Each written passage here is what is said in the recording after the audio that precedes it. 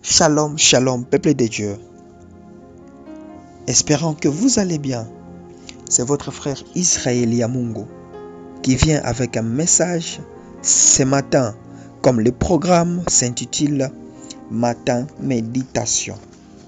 Alors, comme aujourd'hui c'est notre début, nous allons commencer par définir quelques mots du titre afin que vous puissiez comprendre l'objectif de cette inspiration.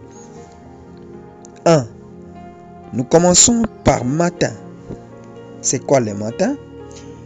Matin, c'est les premières heures du jour ou tout le temps qui s'écoule depuis le moment où le soleil se lève jusqu'à midi.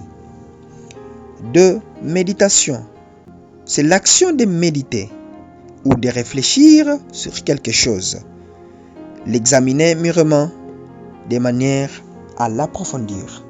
Alors, l'objectif de ce programme est d'entrer en profondeur de la parole de Dieu afin de découvrir des révélations, des puissances qui nous permettront à être délivrés et à la fin avoir la vie éternelle.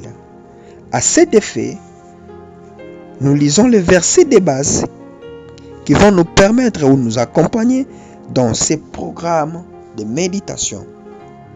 Colossiens chapitre 3 verset 16, la Bible dit que la parole de Christ habite parmi vous abondamment. Instruisez-vous et exhortez-vous les uns les autres en toute sagesse, par des psaumes, par des hymnes, par des cantiques spirituels, chantant à Dieu dans vos cœurs sous l'inspiration de la grâce. Alors la Bible est en train de nous dire que la parole doit demeurer parmi nous. Or, si nous voulons comprendre la parole, il faut aller dans Jean chapitre 1, verset 1. La Bible dit, au commencement était la parole, et la parole était avec Dieu, et la parole était Dieu. Et pour mieux comprendre cette parole, l'utilité de cette parole, il faut rentrer en Genèse. Genèse nous montre l'objectif de cette parole, ou soit la puissance de cette parole. Cette parole, c'est une parole créative. C'est une parole de multiplication. C'est une parole de l'amour. Alors, l'apôtre Paul voulait dire aux Colossiens de méditer toujours cette parole afin de cultiver l'amour. Parce que là où il y a les enfants de Dieu, le diable veut toujours s'infiltrer afin de nous dérouter de la mission de Dieu. Alors, j'ai lu le deuxième passage ou le verset qui va aussi nous accompagner dans notre programme de méditation. Josué chapitre 1 verset 8, la Bible dit que ce livre de la loi ne s'éloigne point de ta bouche, médite-les jour et nuit pour agir fidèlement selon tout ce qui est écrit, car c'est alors que tu auras du succès dans tes entreprises, c'est alors que tu réussiras. Par là, Dieu était en train de parler avec Josué. Josué est venu tout juste après la mort de Moïse.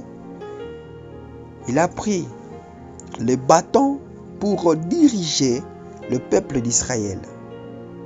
Alors, Dieu disait à Josué, pour que tu puisses réagir, ou soit réussir dans ta vie, dans tout ce que tu veux faire, il faut que tu médites, tu gardes cette loi. La loi. Alléluia. Que la loi reste en toi. Que ce livre de la loi reste en toi et que ça ne s'éloigne pas. Alors, pour nous étant chrétiens, la Bible doit rester en nous.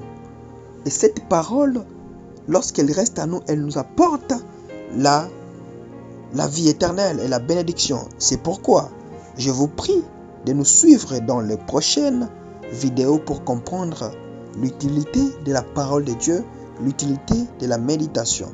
Que Dieu vous bénisse abondamment. Shalom.